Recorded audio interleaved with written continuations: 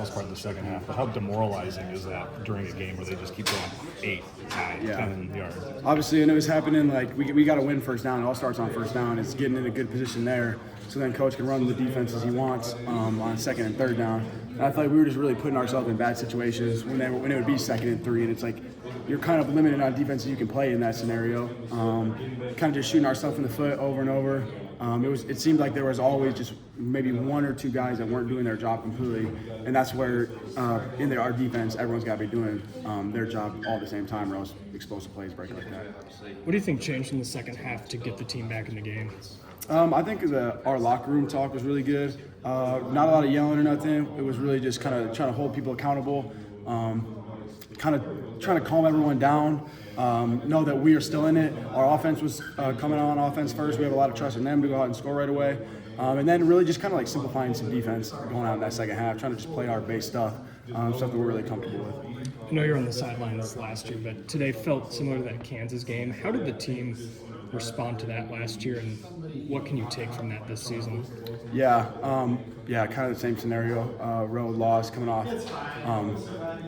being undefeated. But really, last year, what I remember, just guys really coming into the facility, heads up. We're not doing none of that pouty face shit. Just kind of trying to keep your head up, come in, learn from our film. This is going to be a great film to learn from. Just keep coming in, motivating guys, just keep getting better day in and day out. That 80-yard touchdown they had late, did you see, was it busted coverage? Did they just beat coverage, or what went? How were they able to get that? I honestly have no idea. I haven't watched film on the sideline on that, so I can't really answer that question. How much does knowing what you guys did last year after the Kansas game and continuing to fight down the stretch factor into what you know you can do this year? Yeah, I mean, I think that's big motivation, knowing that 1 or 2 games doesn't define us. Like we went and lost.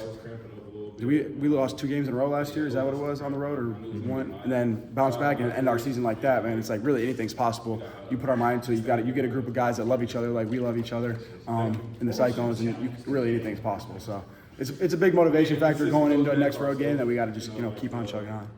We talked a lot this week about you guys not having your starting cornerbacks, but it seemed like the guys did well today. Yeah, I think they did. What were your thoughts on how they played? Yeah, no, both Q, Trey, any of those guys came in, Benny, DC, whenever they need to come in. I felt like those guys played really well today, really being their first starts besides Trey. I think that's kind of a testimony to Coop and Tez, what they've done for that corner room. Coach Poe, how they've kind of kept on moving even with those two guys going down. Obviously, those guys mean a lot to our program in the corner room, leadership-wise. So, but really, besides that, I'm just really proud of those guys how they played today. They stepped up and making big-time plays.